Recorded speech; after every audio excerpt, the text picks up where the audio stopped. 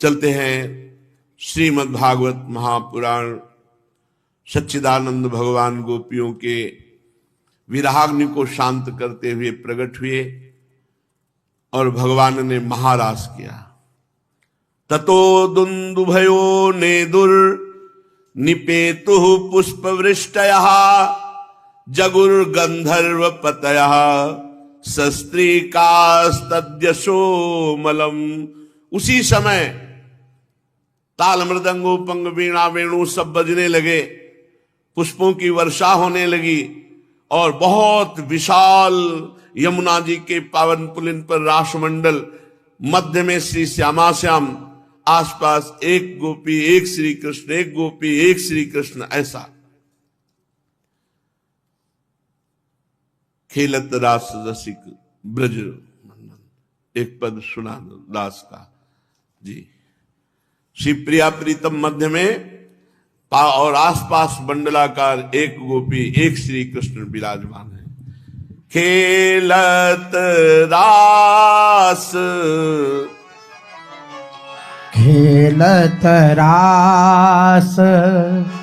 रसिक ब्रज मंडन जुवतेन अंस दिए भुज दंडन। खेलत रास रसिक ब्रज मंडन जुवतेन अंस दिए भुज दंडन। शरद विमल नभ चंद्र विराजे मधुर मधुर मुरली कलबाजे। शरद विमल नभ चंद्र विराजे मधुर मधुर मुरली कलबाजे।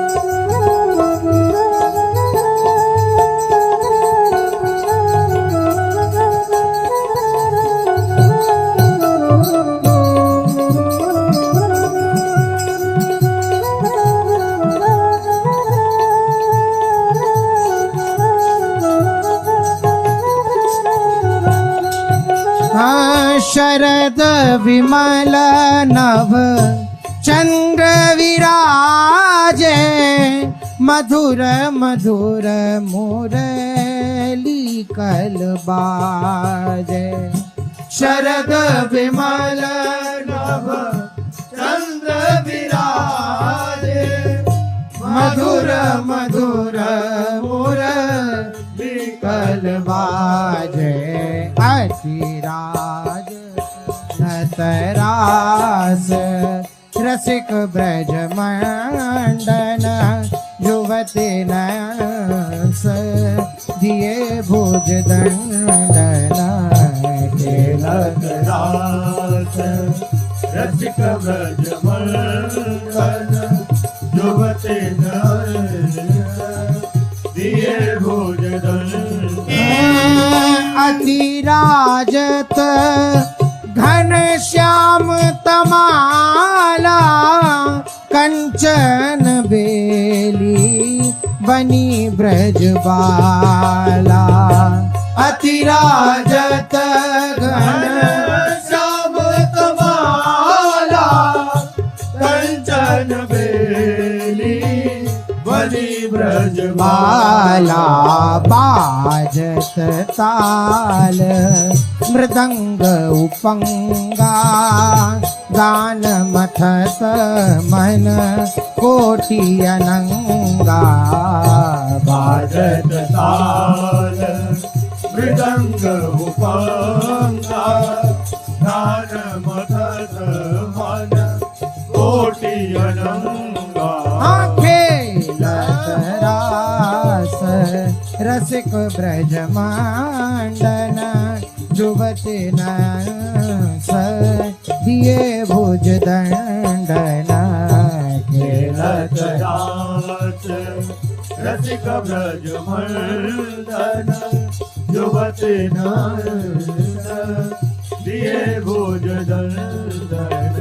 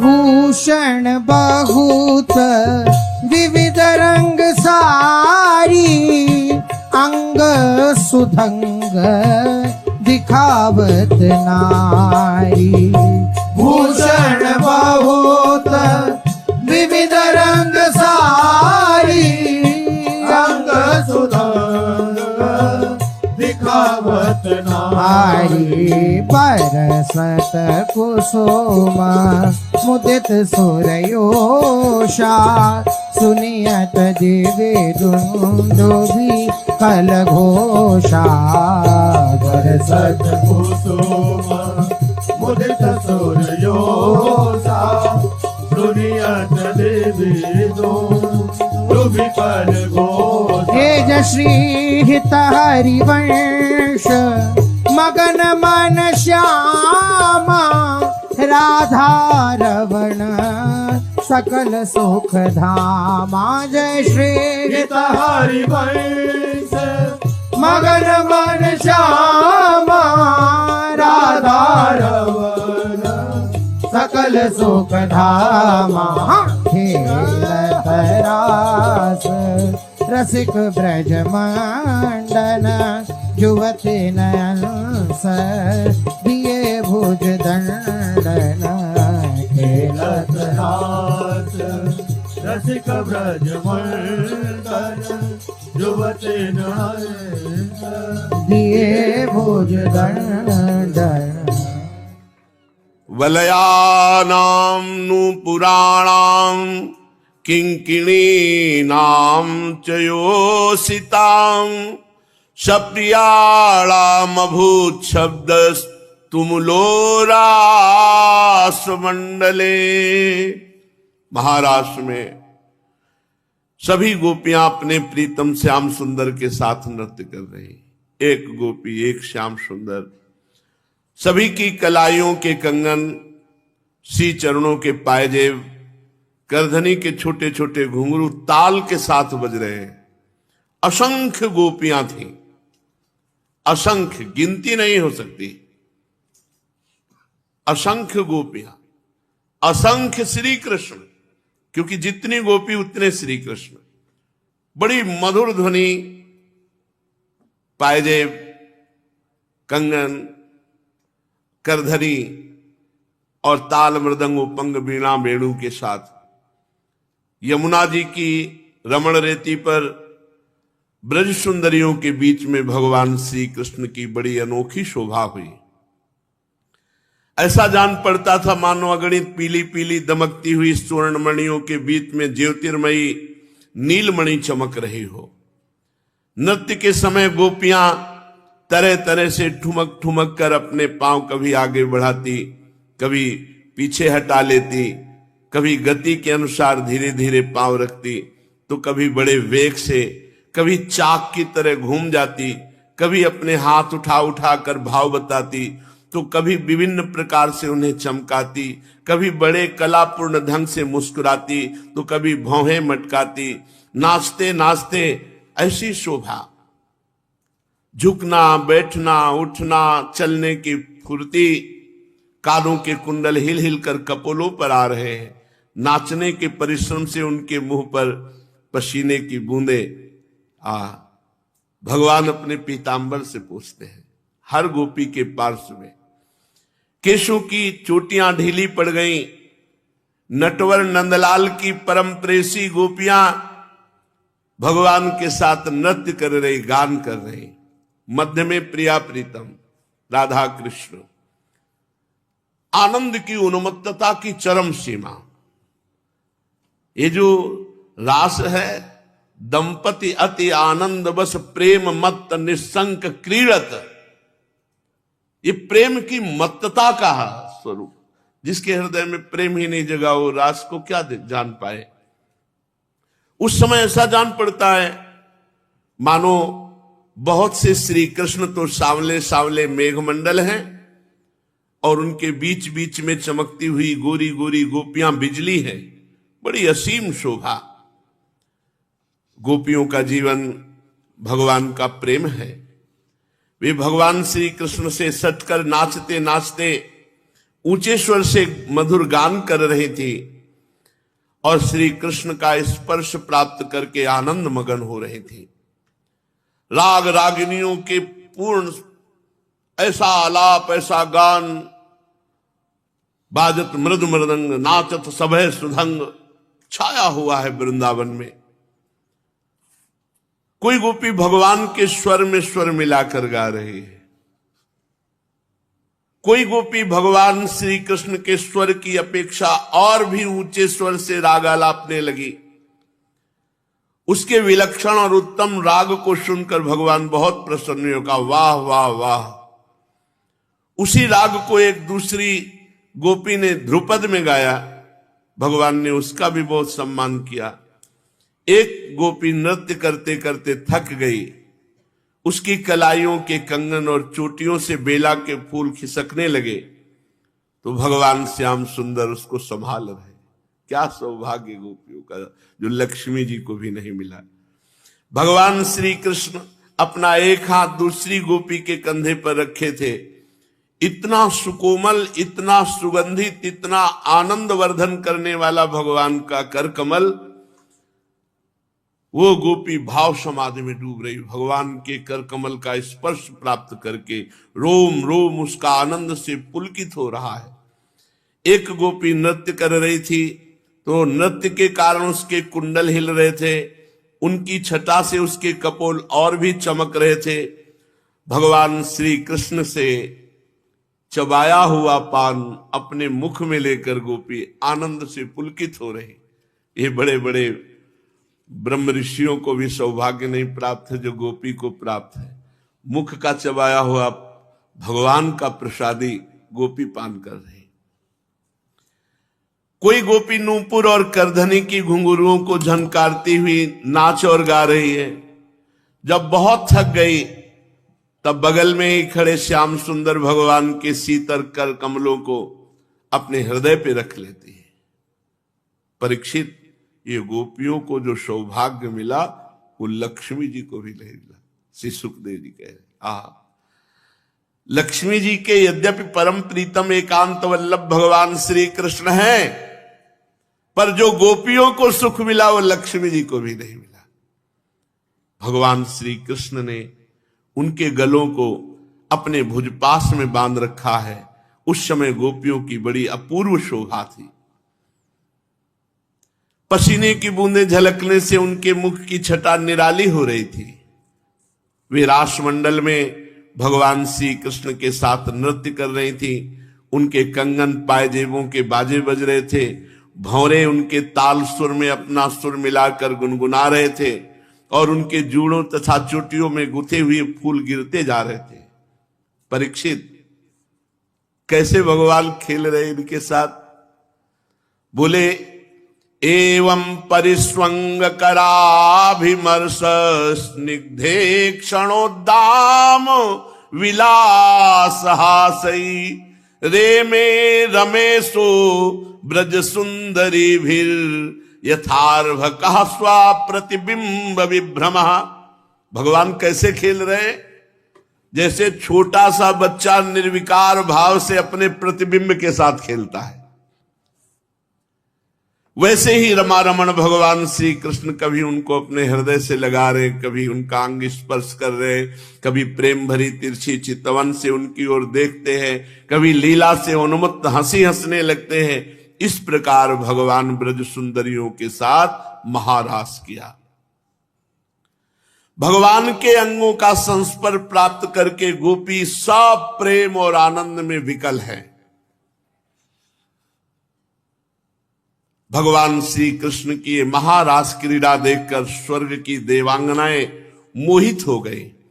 तारों तथा ग्रहों के साथ चंद्रमा चकित विस्मित हो गया। देखत मधुकर केली मोहे खग मृग बेली मोहे मृग धेनु सहित सुर सुंदरी प्रेम मगन पट छूटे उडवन चकित थकित शशिमंडल कोटि मदन मन लूटे अधर पान परिरंभन अतिरस आनंद मगन सहेली जैसी हित हरिवंश रसिक सचु पावत देखत मधुकर केली। विमानों में चढ़ी हुई देव सुंदरियां भगवान श्री कृष्णचंद्र जी का ये महारास देखकर मोहित हो गई कि ऐसा सुख हमारे सौभाग्य में कहा कि अनंत कोटि ब्रह्मांडों के स्वामी प्रभु श्री कृष्ण हमारे गले में बाहु में अपनी बाहु डाले। कहा बाहु में बाहु डाले प्रभु ऐसे मंडलाकार सब गोपी के समीप, मध्य में श्री राधा कृष्ण। परीक्षित देवांगनाएं कामना से मोहित हो गए। व्योम मुनियार सुरनार विथकित भई कहत ने बनत कछु भेद यति ताल को मैं जो मोहन सुन्यो वेणु गोपाल को श्रवण कुंडल छुरित रुरत कुंतल ललित रुचिर कस्तूरी चंदन तिलक भाल को चंद गति मंद भई निरख छवि काम गई देख हरिवंश हित वेश नंद लाल को। अद्भुत महासुख की वर्षा। परीक्षित चंद्रमा चकित थकित विस्मित हो गया। भगवान आत्मा राम है, ये बार बार क्यों बोल रहे हैं?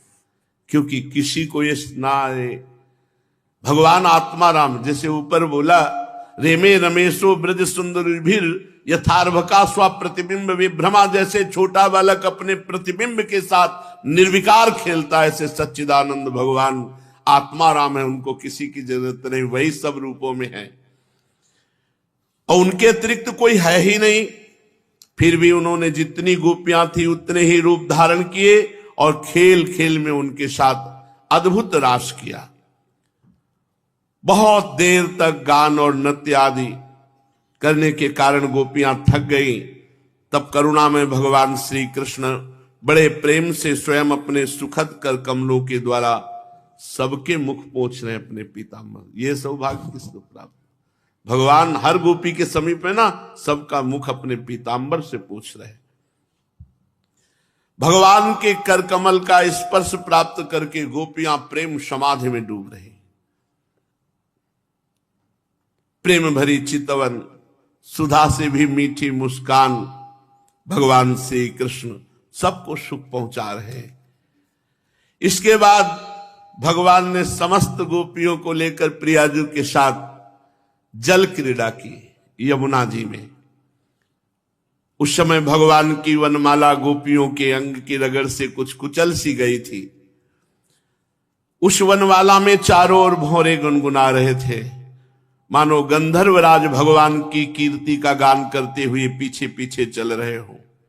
यमुना जल में गोपियों ने मध्य में प्रभु को करके खूब अंजुलियों से जल उलीच उलीच कर जल केली की।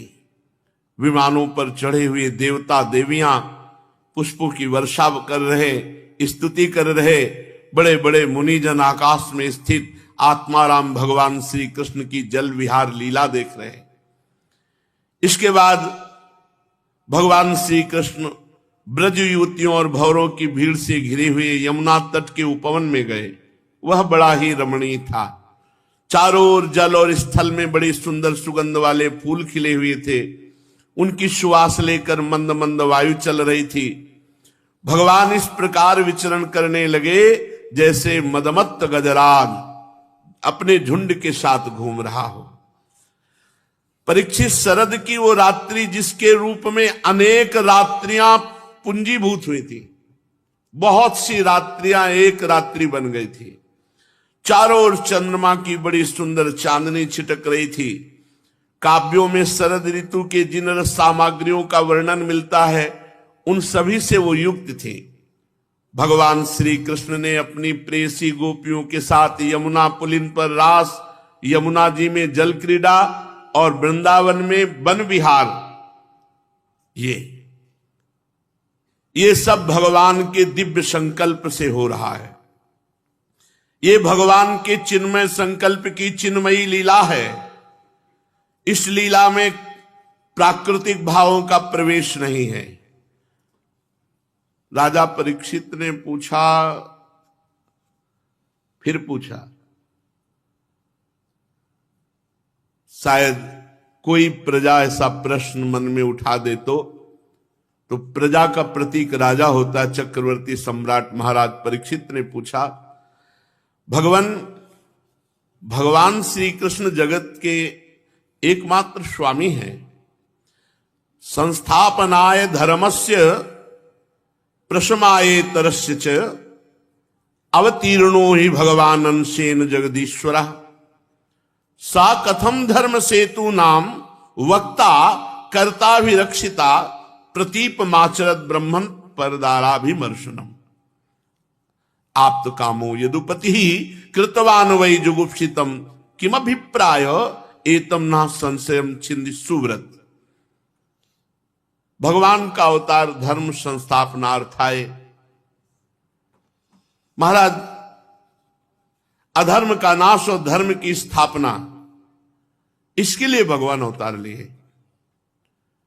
और भगवान धर्म सेतु नाम वक्ता, कर्ता, अभिरक्षिता।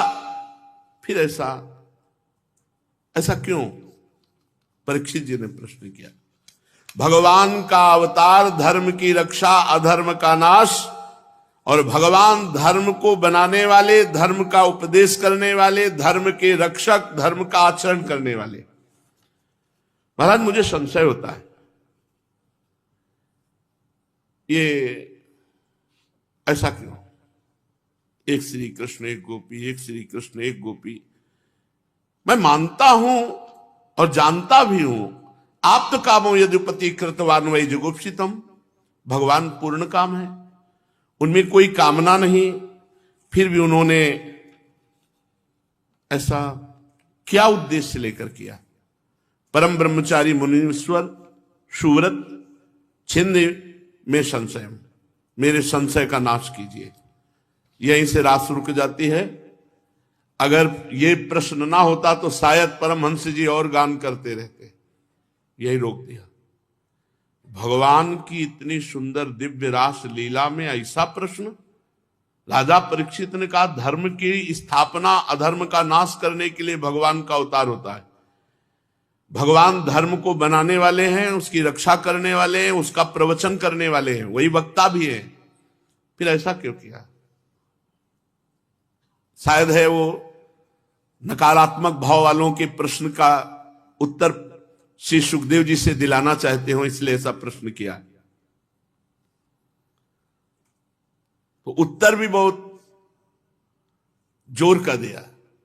धर्म व्यतिक्रमो दृष्ट ईश्वराणाम च साहसम तेजीयसाम न दोषाय वन्ने सर्वभुजो यथा नेतत् समाचरित जातो मनसा पिहणीश्वरः विनश्यत्याचरण मौढ़्याद यथा रुद्रोब्धिजम विषम। पहली बात, महान के कार्यों को समझना छोटी बुद्धि के अंतर्गत बात नहीं है। ईश्वर कोई सीमा में नहीं बंधा हुआ है। तो कभी कभी उनके कार्य ऐसे दिखाई देते हैं कि लगता है क्या धर्म का उल्लंघन हो गया क्या, परंतु उन तेजस्वी पुरुषों के इस महान कर्म को कोई नहीं जानता। देखो, अग्नि में चंदन डालो चाहे विष्ठा डालो, सबको भस्म करके अपना स्वरूप दे देगी। उन पदार्थों से अग्नि को कोई फर्क नहीं पड़ता, चाहे विष्ठा डालो चाहे चंदन डालो, एक ही, चाहे लोहा डालो, सबको अपना रूप दे देगी। जिन लोगों की सामर्थ्य नहीं है वो मन से भी ऐसी बात कभी ना सोचे, शरीर से करने की बात दूर रही, मूर्खतावश कोई ऐसा काम कर ले तो उसका सर्वनाश हो जाएगा। जैसे भगवान शंकर ने हलाहल विष पिया, कोई पी के देखे भस्म हो जाएगा। इसलिए जो भगवान हैं, शंकर हैं, महापुरुष हैं, इनके वचनों के अनुसार चलो, उनके आचरणों उतारने की तुम्हारी सामर्थ्य नहीं। भगवान रास किए तो गिरिराज जी भी उठाए। 100 ग्राम का बांट 7 दिन अंगुली ऐसे करके रखो, 100 ग्राम का बांट, 7 दिन 7 रात। इसलिए ये हुआ व्यवहारिक उत्तर। बुद्धिमान पुरुष को चाहिए कि महापुरुषों के उपदेश से जो आचरण मिलता हो वही आचरण स्वीकार करे, सब आचरण नहीं। परीक्षित सामर्थ्यवान महापुरुष अहंकारहीन होते हैं, शुभ कर्म करने में उनका कोई मंगल नहीं, और अशुभ कर्म हो जाने पे उनका कोई नुकसान नहीं, अमंगल नहीं, क्योंकि वो अहंकार रहित होते। इसलिए विषयान गृहणंत मुंचंत हुआ, वो स्वार्थ और अनर्थ से ऊपर होते। जब उन्हीं के संबंध की ऐसी बात है तो भगवान श्री कृष्ण तो पशु पक्षी मनुष्य देवता आदि समस्त चराचर जीवों के एकमात्र प्रभु सर्वेश्वर हैं। उनके साथ मानवीय शुभ और अशुभ का संबंध कैसे जोड़ा जा सकता है? यहां तक हुआ व्यवहारिक उत्तर। अब कह रहे हैं यत पाद पंकज पराग निसेव तृप्ता योग प्रभाव विधुताखिल कर्म बंधा स्वैरम चरन्ति मुनयोपि नैहमानास् तस्येच्छया वपुषः कुतैव बंधा गोपीनां तत्पतीनां च सर्वेषामेव देहिनां योऽन्तश्चरति सोऽध्यक्षः क्रीडने नेह देह भाग अनुग्रहाय भूतानां मानुषं देहमास्थिता भजते तादृशी क्रीडा या श्रुत्वा तत्परो भवेत्। परीक्षित, तुम भगवान के विषय में प्रश्न करते हो। यत पाद पंकज पराग निषेव तृप्ता योग प्रभाव विदुता अखिल कर्म बंधा। जिनके श्री चरण कमलों की रज का सेवन करने से भक्तजन तृप्त हो जाते हैं, सारे कर्म बंधन छिन्न भिन्न हो जाते हैं। जिनके साथ योग प्राप्त करके उसके प्रभाव से योगी जन आवागमन से मुक्त हो जाते हैं। विचारशील ज्ञानी जन जिनकी चरण रज का सेवन करके तत्व स्वरूप हो जाते हैं, समस्त कर्म बंधनों से मुक्त होकर स्वच्छंद विचरते हैं, वही भगवान अपने भक्तों की इच्छा पूर्ण करने के लिए चिन्मय विग्रह धारण किए हैं। उनमें परिस्पर्श की कल्पना कैसे हो सकती है? भक्त भाव करता है तो भगवान उनके पुत्र बन जाते हैं, भक्त भाव करता है भगवान उनके मित्र बन जाते हैं। और ये भक्त भाव किए कि भगवान हमारे कांत हैं, तो सब गोपी रूप में आए तो भगवान ने इन्हें कांत सुख प्रदान किया। भगवान अपने भक्तों को सुख प्रदान कर रहे हैं। यहां कोई स्त्री पुरुष नहीं, चिन्मयानंद भगवान सच्चिदानंद भगवान श्री कृष्ण और उनके भाव में डूबे हुए महान भक्त जो गोपी बने हुए हैं। अरे परीक्षित, गोपियों के, उनके पतियों के, संपूर्ण शरीरधारियों के जो अंतःकरण में आत्मा रूप से विराजमान वही परमात्मा खेल रहे हैं। जो सबके साक्षी और परम पति हैं, वही तो अपना दिव्य चिन्मय श्री विग्रह प्रकट करके लीला कर रहे हैं। भगवान जीवों पर कृपा करने के लिए ही अपने को मनुष्य रूप में प्रकट करते हैं और ऐसी लीलाएं करते हैं जो लीलाओं को गाए और सुने तो भगवत प्राप्त हो जाए, भगवत परायण हो जाए। परीक्षित, ब्रजवासी गोपों ने भगवान श्री कृष्ण में तनिक भी दोष बुद्धि नहीं की। उनकी पत्नियां उनके पास हैं ऐसा उनको अनुभव हुआ। ये पत्नियां नहीं, ये सब भाव है, भाव। गोपी भाव के साथ भगवान खेल रहे हैं। गोपी शरीर तो अपने अपने पतियों के पास है, कहां समझ में आएगा। भगवान कह रहे हैं मैं अपने प्रेमी जनों के साथ खेल रहा हूं और जो गोपियां वो सब अपने अपने घरों में है। श्री सुखदेव जी महाराज कह रहे उनकी पत्नियां उनके पास हैं, वो ऐसा अनुभव कर रहे हैं। तो गया कौन? गोपी भाव। जैसे ये शरीर हैं सब यहीं रह जाएंगे, सहचरी भाव श्री जी के पास जाएगा। सहचरी भाव को लेकर के आत्म तत्व जाएगा तो चिदानंद सहचरी रूप को प्राप्त होगा। चिदानंद गोपियों के साथ भगवान का रास हो रहा है और शरीरधारी गोपियां अपने अपने पतियों के पास हैं। ब्रह्मा की रात्रि के बराबर वो रात्रि व्यतीत हुई जिसमें महारास हुआ। सब ये देख रहे, मन्य माना सुपार्श्वस्थान स्वान स्वान दारान ब्रजौकसा। सब ब्रजवासी देख रहे हैं हमारी पुत्री हमारी पत्नियां ये सब पार्श्व में विराजमान, सबके शरीर वहीं पड़े और सब दिव्य भाव दे से भगवान की। ये दिव्य भाव दे में सब विकारात्मक बातें नहीं है। ब्रह्मा की रात्रि के बराबर वो रात्रि बीत गई। ब्रह्म मुहूर्त आया, यद्यप किसी भी गोपी के लौटने की इच्छा नहीं, फिर भी भगवान श्री कृष्ण की आज्ञा से सब लौटी। जब लौटी तो वो जग गई, जो पार्श्व में है वो जग गए। ये चिदानंद लीला हुई भगवान की, कोई नहीं जान पाया, रास को कोई नहीं जान पाया।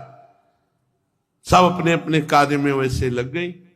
वो भाव देह से भगवान के साथ रास हुआ, कोई पांच भौतिक देह से नहीं।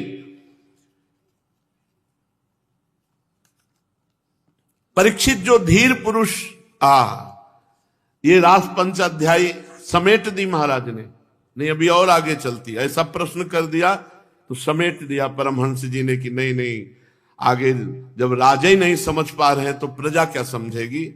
तो समापन रास का करके कह रहे विक्रीडितम ब्रजवधो भिरिदम च विष्णु श्रद्धान्वितोऽनुशृणुयादथ वर्णयेत् यः भक्तिं पराम भगवती प्रतिलभ्य कामम। खास बात, हृदोगमाश्व पहिनोत्यचिरेण धीरा। जो पुरुष ब्रज युवतियों के साथ भगवान श्री कृष्ण के इस चिन्मय रास विलास का श्रद्धा के साथ बार बार गायन और श्रवण करेगा, उसे भगवान की पराभक्ति प्रेम लक्षणा भक्ति प्राप्त होगी और उसके हृदय का काम रोग काम विकार नष्ट हो जाएगा और सर्वदा के लिए निष्काम हो जाएगा। ये रास पंचाध्यायी का फल है। ये भगवान श्री कृष्ण की अंतरंग लीला है। बाहर से तो हर गोपी अपने घर में भावदेह से, जैसे बाहर से गुरुजन आपके समीप दिखाई देते हैं, लेकिन भावदेह में प्रियाजू के पास होते हैं। ये कैसे जानोगे? तुम कहोगे तो हमारे साथ हंस रहे थे, बात कर रहे, उसी समय वो प्रियाजू से विनोद कर रहे थे, उसी समय प्रियाजू की वो सेवा में थे। ये कैसे जान पाओगे? ये भगवान श्री कृष्ण की परम अंतरंग लीला निज स्वरूप भूता गोपिकाओं और महारानी जी के साथ होने वाली ये दिव्याति दिव्य क्रीड़ा है जो रास पंचाध्यायी में कही गई है। रास शब्द का मूल अर्थ है रस, और रसघन मोहन मूर्तिम विचित्र केलि महोत्सवोल्लसितम स्वयं श्री कृष्ण है। रसो वैशः, जिस दिव्य क्रीड़ा में एक रस अनेक रसों के रूप में होकर अनंत अनंत रस का समास्वादन करे उसे रास कहते हैं। एक ही रस, रस कौन है? श्री कृष्ण। वही किशोरी जो बने हैं, वही गोपी बने हैं, वही वृंदावन की शोभा बने, सब कुछ वही बने हैं। एक जहां अनेक रूपों में अनंत रस का रसास्वादन करे उसे रास कहते हैं। समझो, रस किसे कहते हैं? भगवान श्री कृष्ण को। रास का अर्थ क्या है? रस। रस किसे कहते हैं? भगवान श्री कृष्ण को। तो महारास वही एक रस अनंत रूपों में अपने आप को प्रकट करके अपने आप से अपने आप में खेले, उसे रास कहते हैं। भगवान की लीला को तुम उपहास करोगे तो नरक जाओगे। चिदानंद चिन्मय अंतरंग लीला निज स्वरूप भूता गोपिकाओं के साथ और प्रियाजू के साथ होने वाली दिव्याति दिव्य क्रीड़ा को रास कहा गया है। भगवान की ये दिव्य लीला भगवान के दिव्य धाम में दिव्य रूप से हुआ करती है। ये भगवान की विशेष कृपा से प्रेमी साधकों के कभी कभी हृदय में स्फुरित होती है, प्रेमी साधकों के। और जो अधिकारी पुरुष हैं वो इस रास में प्रवेश पाते हैं। सोचो, थोड़ा विचार करके सोचो, महायोगेश्वर भगवान शिव जहां गोपी बनकर रास में प्रवेश पाने के लिए ललचाए और रास प्रवेश किया, वो रास क्या होगा? सोचो, वो रास क्या होगा जहां गोपीश्वर भगवान बने, गोपियों के ईश्वर बने, स्वयं गोपी बने, मांग भरी, जहां मुंडों की माला, सर्पों की माला, जटाजूट, भस्मभूत, वो भगवान सुंदर यमुना जी में स्नान करके जटाओं की बेड़ी बनाकर बीच में मांग भर के और चुनरी और घाघरा धारण करके जिस रास में प्रवेश हुए, रास क्या होगा जहां त्रिपुर सुंदरी भगवती वामांग में विराजमान है। वो शिव जो सनकादि को उपदेश देते रहते हैं, वो शिव जिस रस के लिए गोपी बने, वो रास रस कैसा होगा? समय के साथ मानव मस्तिष्क भी पलटता रहता है। आज के समाज को अंतर्दृष्टि तो प्राप्त है नहीं, बहिर्दृष्टि प्राप्त है। कलयुग है, जो भगवान की दिव्य लीलाओं की बात ही क्या, भगवान के अस्तित्व पर भी अविश्वास प्रकट करने लगे हैं। ये भाई जी लिख रहे हैं। ऐसी स्थिति में इस दिव्य रास लीला का रहस्य न समझकर लोग तरह तरह की आशंका प्रकट करें, इसमें कोई आश्चर्य की बात नहीं। यह रासलीला अंतर्दृष्टि से, भगवत कृपा से और भावदेह प्राप्त होने के बाद समझ में आती है। भावदेह, भगवत कृपा से, अंतर्दृष्टि। जिन भाग्यवान और भगवत कृपा प्राप्त महात्माओं ने इसका अनुभव किया, वे धन्य हैं। उनकी चरण धूलि के प्रताप से त्रिलोकी धन्य है। ये बात पहले ही समझ लेनी चाहिए कि भगवान श्री कृष्ण का जो शरीर है वो जीव की भांति कर्म बंधन युक्त पांच भौतिक जड़ नहीं है। जड़ की सत्ता केवल जीव भाव में है। भगवान की जो श्रीअंग की रचना है वो आत्मस्वरूप है, चिदानंदमयी है। अब चिदानंद का परिचय नहीं, चिदानंद का परिचय ऐसे जैसे हमारी आत्मा अलग है, ये शरीर अलग है। मतलब जो मैं है वो अलग है, शरीर अलग है। भगवान आत्मस्वरूप है। भगवान का नाखून भी आत्मा है, भगवान का केश भी आत्मा है, भगवान की दृष्टि भी आत्मा है। आत्मस्वरूप। यहां देह देही या शरीर और आत्मा का भेद नहीं है। ये प्रकृति राज्य में होता है, भगवत राज्य में नहीं। वृंदावन का वृक्ष, वृंदावन की भूमि सब चिन्मय, चिदानंदमय, प्रकृति नहीं है। सब कुछ चिन्मय। वहां चिद विलास हो रहा है। भगवान की लीला की सिद्धि के लिए सब कुछ आत्मस्वरूप प्रकट हुआ है। आत्मस्वरूप। जो अपनी वासनाओं को नष्ट नहीं कर पाए हैं, जड़ शरीर को अपना मैं माने हैं, उनकी धारणा, उनकी कल्पना, उनकी क्रियाओं से बहुत दूर ये खेल है रास का। एक बार पूज्य श्री बालकृष्ण दास जी वेणु विनोद कुंज के ब्रज के बड़े महापुरुष एकांत में बैठ करके गोपी भावापन चर्चा कर रहे थे। जे देखा है संत आए, सो बंद कर दिया। तवश्य पूरित होकर कहा कि प्रभु हम तो आपकी शरण में हैं, आप इतना बाहर का मानेंगे तो कैसे हम इस मार्ग में आगे बढ़ पाएंगे। किसी ने कुछ नहीं बोला। जब बहुत दिन, तब फिर धीरे धीरे शुरुआत। ये महान एकांतिक रस भगवत राज्य का है, कोई स्त्री पुरुष जड़ चैतन्य यहां भेद नहीं। कोई भी गोपी ऐसी नहीं है जो सच्चिदानंदमयी ना हो। सच्चिदानंदमयी गोपी आत्मस्वरूप, साधना की दृष्टि वाला शरीर नहीं है ये सिद्ध बपू है, गोपी बपू। स्थूल शरीर, सूक्ष्म शरीर, कारण शरीर, स्वर्ग, कैवल्य, मोक्ष, नरक, इन सबसे अलग चिदानंदमय देह। जैसे भगवान का ऐसे गोपी का। केवल चिदानंद स्वरूप श्री कृष्ण, चिदानंद स्वरूप वृंदावन, चिदानंद स्वरूप चंद्रमा, चिदानंद स्वरूप रेती, चिदानंद स्वरूप यमुना, चिदानंद स्वरूप गोपी, सब चिदानंद विलास हो रहा है। अलौकिक स्थिति में स्थूल शरीर, उसकी स्मृति, उसके संबंध में होने वाले अंग संग की कल्पना, ये सब।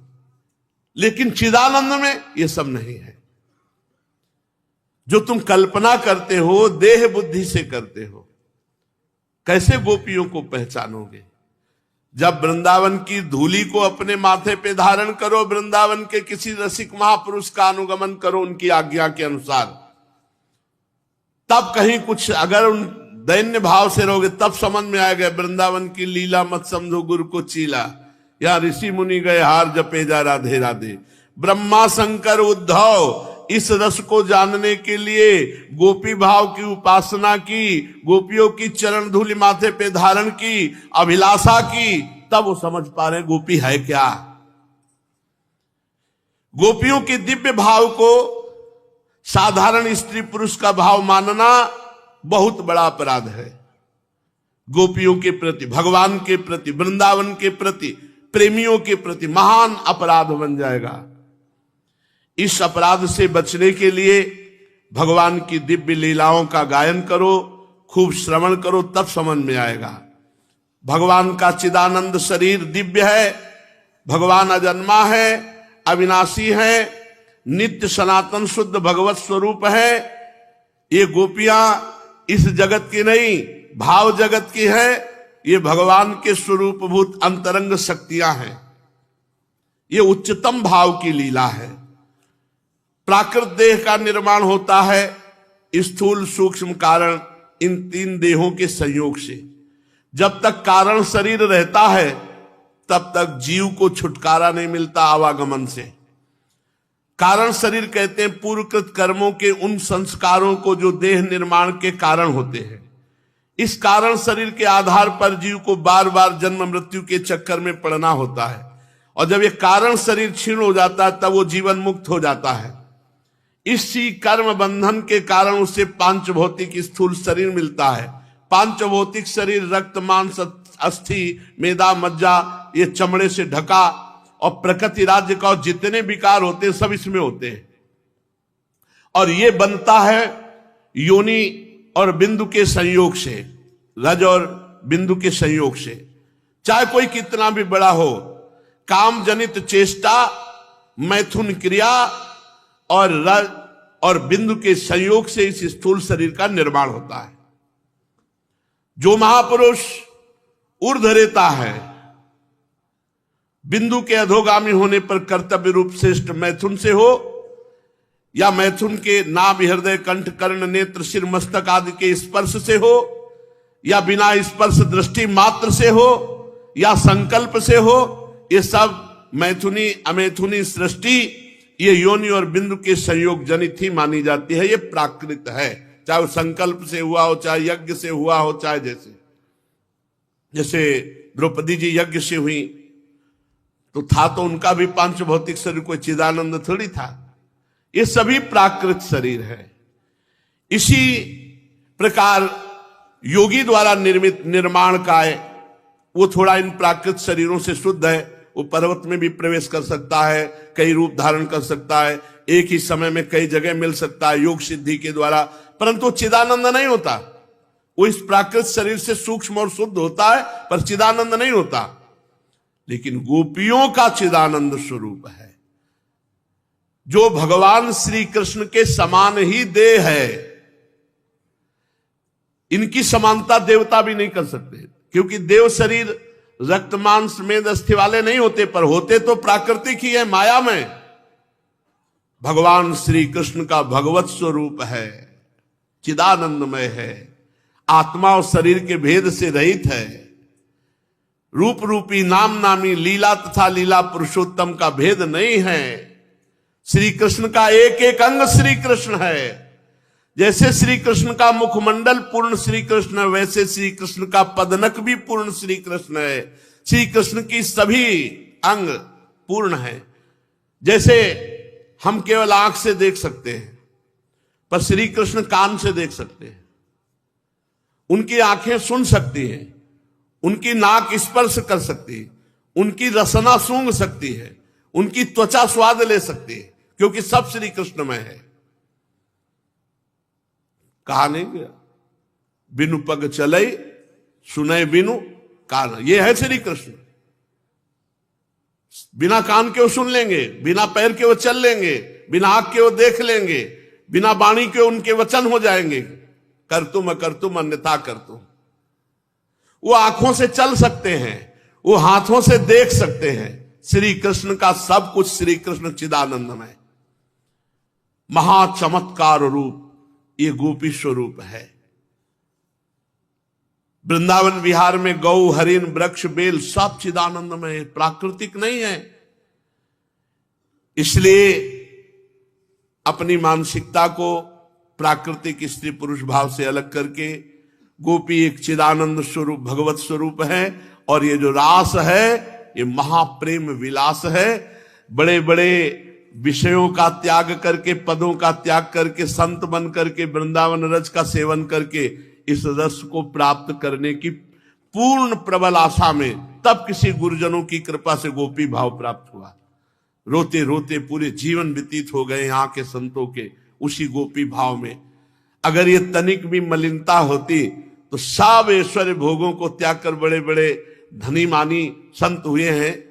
राजकुमार थे नागरीदास जी, और एक लंगोटी लगाते थे, सब त्याग करके भगवान के इस प्रेम मार्ग।